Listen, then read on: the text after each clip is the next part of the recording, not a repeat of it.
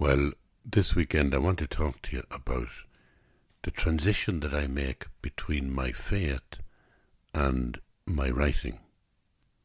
So it's like I've spoken a lot in the past 2 years about my faith, and I suppose what forced me into talking about it, one was the lockdown, but also I suppose the fact that I've had my ups and downs with health all the time. And they definitely, there's a way that I use faith. I use my religion as something that gives me comfort and consolation. I don't feel it tyrannizes me. I don't feel it imposes on me a set of moral principles that I'm obliged to adhere to. I really feel I'm very lucky to be living in modern Western Europe, where I feel liberated. I feel that the culture I live in is very liberated. There's a long way to go. There's always more to do in relation to the balance between men and women, and trying to make sure that everybody is equal. There's a huge amount to do about poverty and people that are marginalised, and maybe it's an endless task. Maybe you never actually reach success with it, but you keep trying. But at the same time, I honestly feel that if I look at the life that my father had, or that the world that he was born into in 1903, very poor, no education for him. He had a hard out life, and my mother the same, born I think in 1916. Tough out life compared to all the luxuries that I have. And I have luxuries compared to a huge amount of people who don't have them in Ireland and in other places. With all that taken into consideration, I still feel it's fortunate to be born in this moment. It's fortunate. This precious human life I have is something I feel grateful for, to be honest. And with all my personal bad karma, wonky health, all that stuff, I still feel, I'm glad to be here. I do say to you, thank you for being here. I do say to myself, it's great to be here. It's great to be anywhere, but it's great to be here. And what I wanted to talk about, because I do use my faith in a way that gives me consolation. I often say that, I pray as a kind of a practice of mindfulness, and I use icons, Christian icons, and sometimes I put them away and I do Buddhist practice. Now, the Dalai Lama once quoted that Tibetan phrase, don't try to put a yak's head on a sheep. What he meant was, speaking to people that weren't Buddhist, don't force yourself to change your religion. Most people like the Dalai Lama encourage people to stay with their own religion. And that to me is staying with Christianity. But it's also staying with Christianity as it has evolved in the 20th and 21st centuries in Western Europe. I don't share the authoritarian Christianity of places like Poland, and I don't share the authoritarian Christianity of places like Moscow. Mine is Irish, mine is native. And we have gone through our terrible traumas over the past 50 years. We've gone through 150 years of clericalism, maybe from the time of Cardinal Cullen in Dublin, who Romanised the church 40 years after Catholic emancipation. And then we had the Free State, the new Irish Republic, and the way that the Roman Catholic Church took over in that context. And that led to, it led to a lot of stuff that has been covered in the media and in history, in recent history, and it's all there. And 90% of it is terrible. But from my point of view, I'm still alive, we still have a future, and I still have my faith. So I have to, in the rubble and debris that's left after the collapse of Catholic institutions and Christian institutions in general, I still have my faith, and I still have to find some way to express it. So it is totally, to me, my Christian faith that I express, and I use Buddhist practices, I think, in the same way as Christians of an earlier age used to use Plato, Socrates, and Greek philosophy. You see, there's no doubt that from almost from the time that, St. John the Evangelist wrote St. John's Gospel and used the concept of logos, that Greek idea, there's no doubt that Greek ideas, the philosophy of Plato and Socrates, was being absorbed by the early Christians and was being used as templates, and techniques of prayer were being used. So there's a way whereby Christianity is essentially the story. It is the narrative, that says, I believe in God, Father Almighty, and blah, blah, blah. All that story of the intervention, the unique intervention, the historical intervention of the ground of being, the kind of eruption of being in the consciousness of one particular human being who becomes ontologically transformed into the cosmic Christ, who gathers us all up into a new way of being, a new way of humanity. All that story, if you like, in the Christian tradition is where it's at. And it lends itself to various interpretations depending on the context. Doesn't mean that one is right and one is wrong, but within the context of 12th century Europe, people are likely to interpret the mystery of Christ's presence in a different way than they might if they were in America in the 1970s, or if they're in Ireland in the 2020s. The context will always be the only possible place that we can tell the story, live the story, break the bread, share the wine, embody the story, and be Christ in the world in this new context. So there's always a kind of a playfulness between the story, the revelation, if you like, the logos, the word of God. There's always a contrast or a playfulness between that and the historical space within which it is being incarnated or embodied. And therefore, it seems to me kind of common sense that just as we use new materials, we use electric light, for example. Just think about that for a minute. There would have been a time that there was no electric light when people were celebrating, let's say, the vigils, the all-night vigils of feast days. Now there's electric light, but nobody says, well, you shouldn't have electric light because that's not part of the pure original ritual. Of course there's electric light. And so when new ideas emerge, new ways of thinking, new ways to contextualize a sense of who we are, then obviously they will fit into the Christian tradition. A huge amount of those are to do with, if you like, the emergence in Europe of a sense of the working classes and the need for equality, as opposed to the old, idea that there was a certain elite or a class of people who had all the money and all the power and the rest were servants and an underclass. And I know you can call it Marxism, but that Marxist insight in that way in history, and the need for an egalitarian, the need for a republic, even the need for all the ideas in the French Revolution. All these things are good for us. All these things have helped us become who we are today.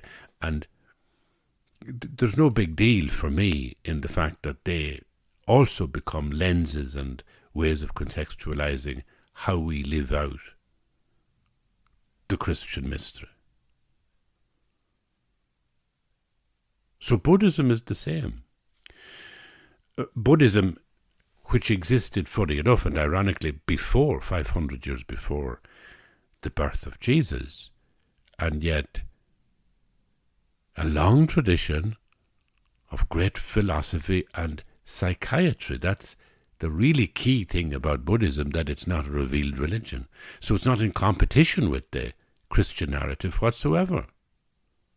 And there's a wonderful book, if you ever get your hands on it, it's called The Good Heart, and it's by His Holiness the Dalai Lama. And it's a retreat which he gave to Christians, to Christian monks. And he meditates and reflects on various texts that are in the Gospels. And it's quite revealing and quite moving to listen to him. Now, you can get it on audiobook.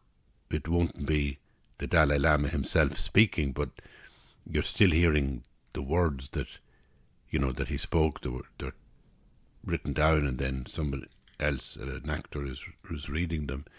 And it's really, God, it's really moving to hear him talk about going to Lourdes and how he understands and has insights into who Jesus was and the power of all those moments like the Transfiguration and the Resurrection. And he deals with them in a way that would not in any way disturb a devout Christian. So Buddhist philosophy, Buddhist psychiatry, which is a mind training tradition, which is a whole sequence of kind of scientific insights about the human mind. That's really what Buddhism is. And they came in a huge tradition in India, and they spread around the place. And now, as Christians, and I think it's ironically because of the problems in Tibet, the way that the Chinese took over Tibet, occupied it in the 50s, still there. A terrible tragedy for the Tibetan people. A terrible attempt to exterminate and destroy an entire culture and civilization and language. And that's frightening. But one of the weird consolations, in a selfish way, for the West is that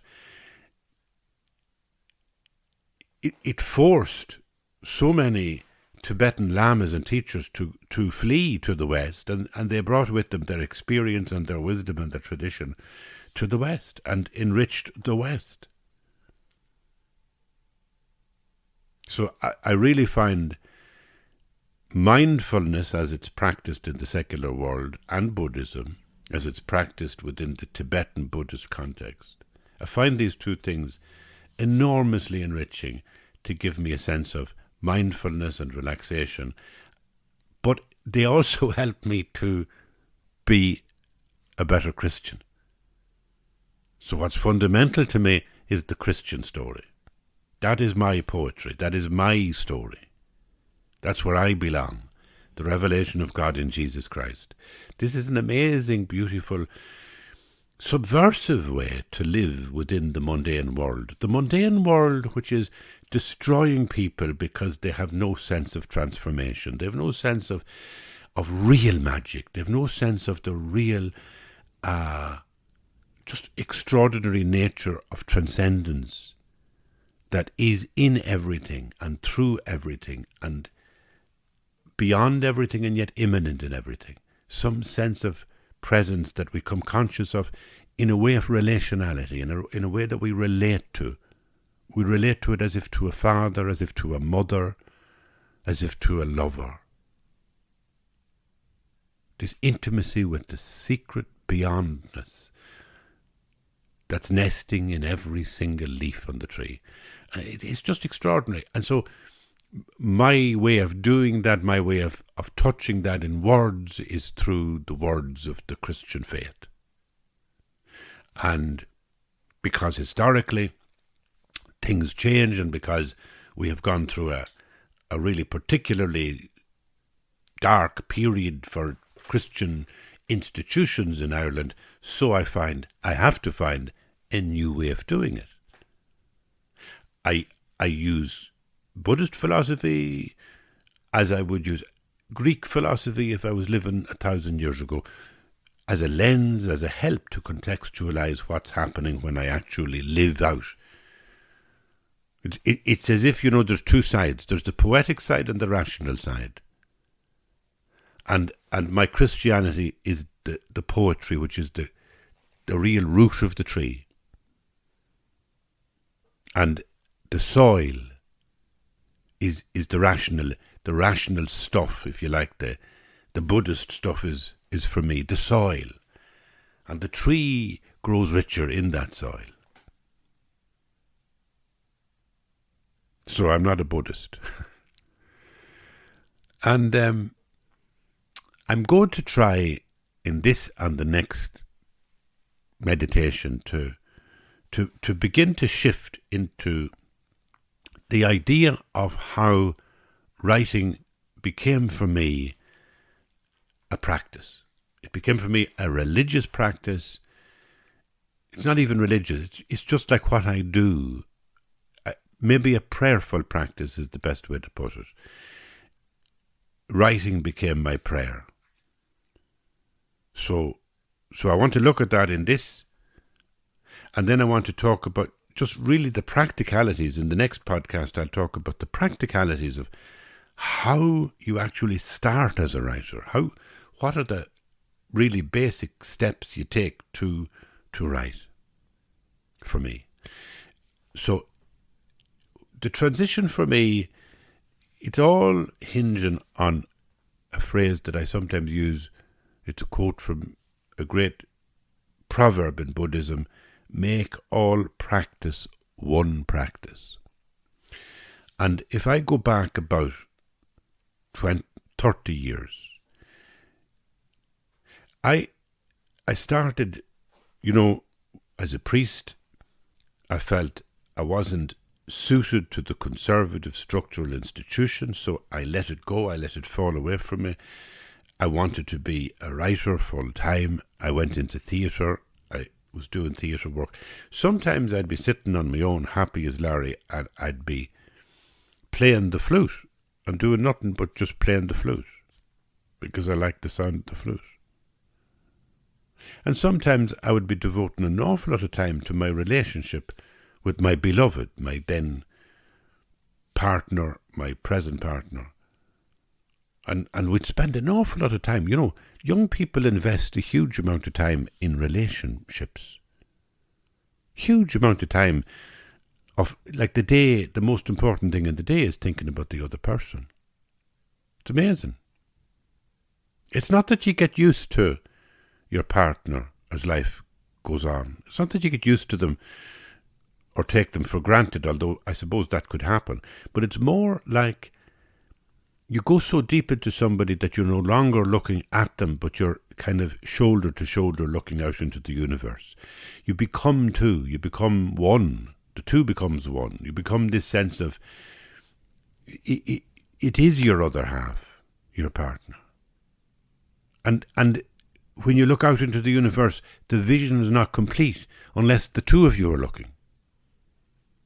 I remember the first time that I was in Switzerland, for example.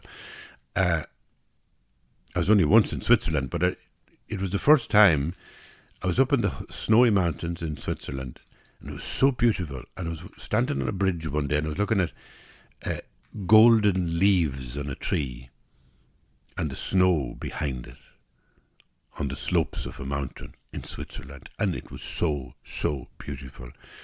And I felt sad that my beloved was not with me. She was back in Ireland, right? And that was the first time I ever felt that loneliness. It's the loneliness of a couple. It is the missing of your partner because they have become part of who you are and you part of them. And I can fully understand how, when somebody loses their partner, the grief is it is unspeakable. There's no words can be put on the level of some grief, because the grief in those moments, Like a woman said to me one time when she'd lost her husband, she said it's like an amputation. It's about the best way to put it.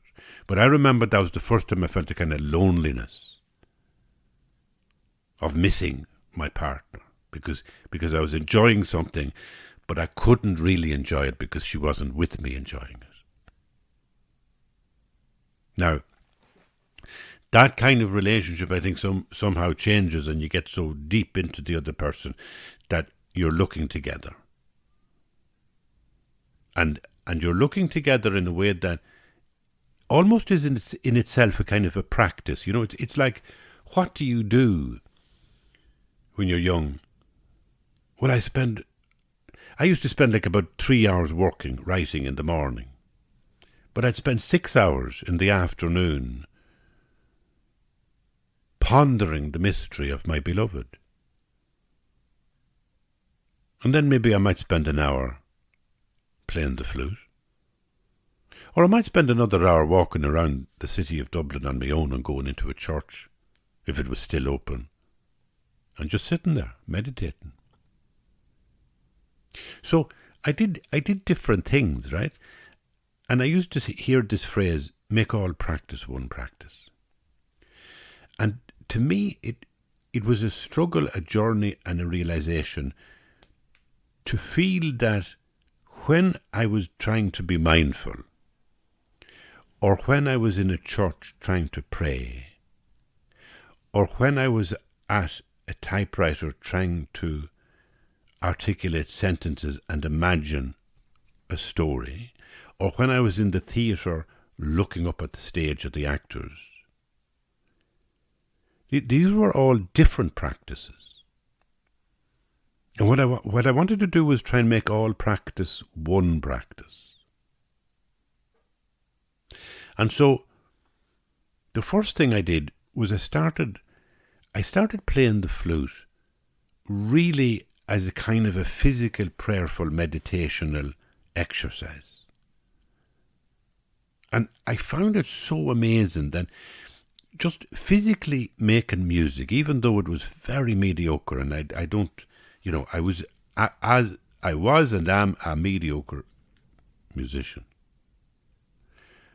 But the action, the physical embodiment of making the music, of blowing through the flute and the sound coming out, and that was something different than anything else I did. That brought me so close to a sense of mindfulness. It was the same result of feeling deeply present in the moment. And I began to realize that this could be the route for me to find a way to make all practice one practice. So starting with the flute, I was very, very lucky to be working with a crowd called Gar San Lazare, and they wanted me to do a play, one of my own, short piece, 30 minutes, one-man piece, and I'd be standing on top of a bench and I'd be acting like a Monaghan farmer, a man that's been broken because terrible things happened to his family. And there he is in the hall telling his story. And that was the play. I wrote it. But the director, Judy Hegarty, she asked me, would you play a bit of the flute to begin with? So I used to play the flute. When the audience would be coming in, I'd be up at the top of the stage, backstage. Not backstage, upstage, you know, at the top, on stage at the back. And I'd be playing the flute. And then when the lights would go down, I would stop playing the flute and I would walk toward this bench, which was downstage centre, and I'd stand up on the bench and I would tell the story. And by doing that, which was something that she suggested I do, by doing that, I gradually realised that speaking the words had the same feeling as actually blowing the notes. So the performance then became my music, and my music was my meditation mindfulness, and my mindfulness was my door into prayer. And all I needed then, and it came gradually over about 10 years, I was doing one-man shows then quite regularly, but all I needed was to discover that instead of telling somebody else's story, like I would write a play about Jonathan Swift, or I would write a play about a travelling man, and instead of telling somebody else's story, I would tell my own story. So then I'm standing on the stage, and my speaking is like my music, and my music, it's like mindfulness, and it's like prayer. But now the narrative is actually saying hello to the audience. My name is Michael. It's lovely to be here. Now, what would I tell them? Well, I would tell them something that comes from my memory. So that's a memoir. I would tell them something that was a kind of a core story in my life, a transformative story in my life, almost like, if you like, a kind of a private gospel. You know, the story of how I'm born, how I come to be who I am. And then very often I was able to add to that little branches of other people's stories that I heard. And now I find myself gradually becoming somebody who's practicing being here in everything I do. I'm simply standing there speaking to you or to people in the audience. I'm doing it physically like it's a music. I'm conscious, I'm doing my mindful practice beforehand when I'm warming up, and so I'm speaking to the audience like this is a kind of a musical sound. I'm making sounds with my words. And that feels like music, and that feels like prayer. And the words that are coming are words telling a story. The story of my life is almost like the thing that keeps me in the here and now. There's a transformative way when I tell the story of me. It's magic, because it is magic to be here. So no matter what I say about my mother, my father, memories of people I knew, people I loved, people I travelled with, places I was, things I heard from other people, all the stuff that's in my whole consciousness, if my consciousness at its depth has this transcendent ground of being, this beyondness that keeps coming imminently to me and away from me, to me, away from me, like it like comes and goes as if it's another person. And if I'm telling the story of how I greet that moment, how I come to be here,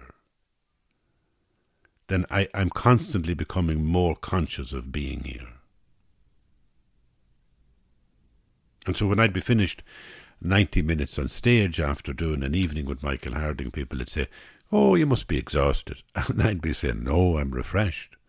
I'm delighted." Because I'm just being here, sharing the story of who I am. And around that is not a kind of a rational explanation. It's more actually, in the story is the mystery that my existence cannot be explained. There's no explaining why I am here or why you are here. There's no how you are here or how I am here, apart from the story. Apart from the story. It's the best route we can ever get. And to become one with the route, to sing the route, to be the route, to make all practice one practice. There you go. That's how I came to memoir. And I'm going to try and share some of that with you. So I'm doing a double podcast this weekend. Trying to share with you in the next one the really practical ways, the really practical ways that I write. I do this because I do have a kind of a strange feeling that in the amount of people that listen, I know there are people out there, and you may be one of them, who are actually a really good writer. I've seen this so many times when I've done workshops over the years, and I would be doing workshops, and I would always say, there's probably somebody in this workshop who's a better writer than I am. And I would then try and share techniques as to how I begin to write or how you could begin to write. And sure enough, I have been on many occasions at book launches and watched successes of people who had previously been just students in a workshop that I was given. And so I know that there's always people better than me. There's always people smarter, brighter, and better storytellers. Well, that's one reason for doing a few podcasts about the art of memoir. But there's another reason as well, and that is making all practice one practice is really, I feel, and I haven't worked it out yet even in my own life. So I'm sharing it with you as I work it out. But there's something about making all practice one practice, of unifying your life, that is the key to wisdom.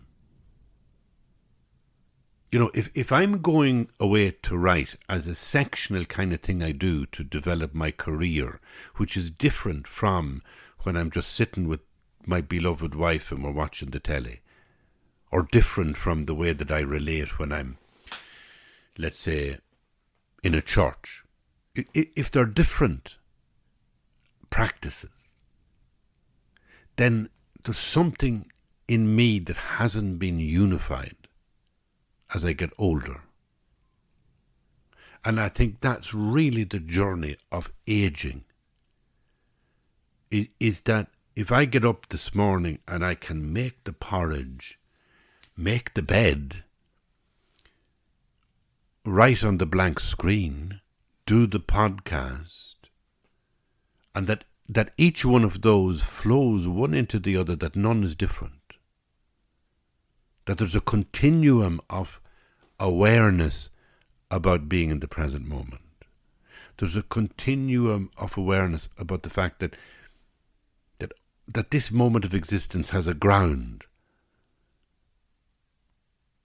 a causality beyond causality, which is holding it together, holding the moment, and that I am held in. That existential sense of being that is transcendent and being that comes imminent. I feel it in the leaf as I look at the leaf, and then it's gone, and it feels distant, and it comes back, and it goes away, and it comes back. And living with that pulse like the waves coming in, living in the presence of that, feeling the waves is the same as writing on the blank screen, feeling writing on the blank screen is the same as cooking, feeling everything is the same moment. That gets us in Christian terms towards the idea of theosis. That you kind of eventually get absorbed by godness. That the whole ground of being, that it just absorbs you into a sense of presence. And there's many is another word for it, but the context I'm talking about is that the practice, the trick to get there is to make all practice one practice.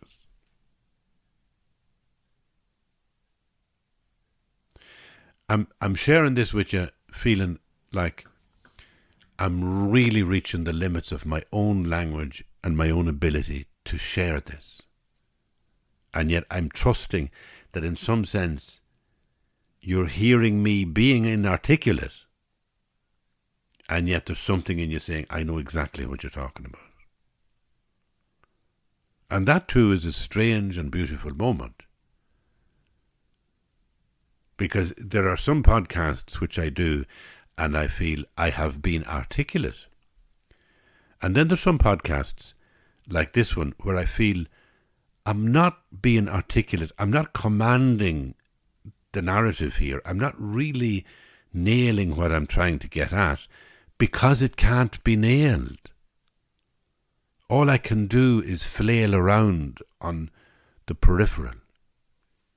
And yet that becomes in itself the kind of, it's like a narrated, it's not a tight meaning. It's not like a linguistic meaning I'm trying to share with you.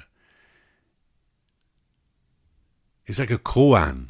It's another example of how language can never actually contain what we experience and what we are endlessly trying to put in language. And I think that this is one of those podcasts where I'm flailing around, and yet I hope there's some part of you saying, I know what you mean. It's something akin, I'll tell you, this is just an aside, but at the moment this week I'm in Gweedore, and I'm in the corner of the rehearsal room supporting Ashtori Gweedore as they prepare a beautiful play, or Hor Manama, which is a translation of The Enemy Within by Brian Friel. They're putting it on Friday night of this week, which is like this evening. When you're listening to this, I'll be waiting for the curtain to go up.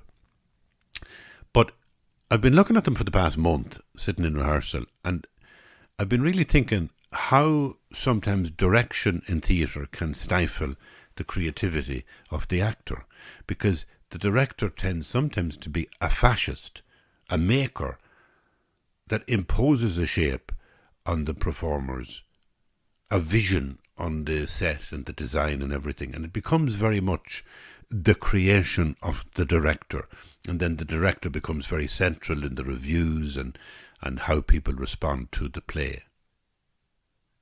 And I'm noticing that in a company where there's a very light touch direction, and where I'm refusing in myself to become a director, where I'd be sort of saying, oh, you do this and you do that and this is how you do it, I'm finding that the kind of fragmented chaos of individual performances has a way of naturally settling down into cohesion.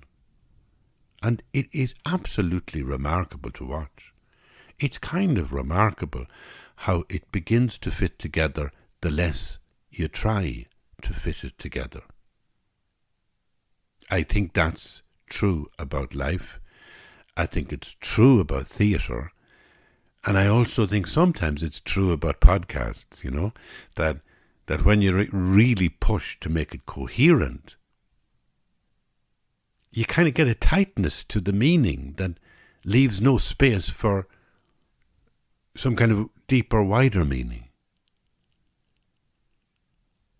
And so this podcast, I suppose, has been one of those where I'm flailing around, fragmented in some sense, trying to reach the thing that I'm trying to say, which is make all practice one practice. Find the journey of aging, find the journey of life to be where God absorbs you into being. And where everything, whether it be playing an instrument or speaking to a friend or making something physically or looking at a screen, that every single thing you do is the one thing. You're just being there in God, in singularity. And that's where you are. That's where you are. In the next part of this podcast, I'm going to do a real practical thing of how do you make this journey, let's say, from who you are to trying to write. What are the practical steps that I take? So I'm never teaching anything. I'm only sharing my experience. and I'll be telling you about what I do and how I fit into being a writer at a screen with a keyboard. It's just always a pleasure to be with you. Thank you for being here, and we'll talk later. Bye-bye.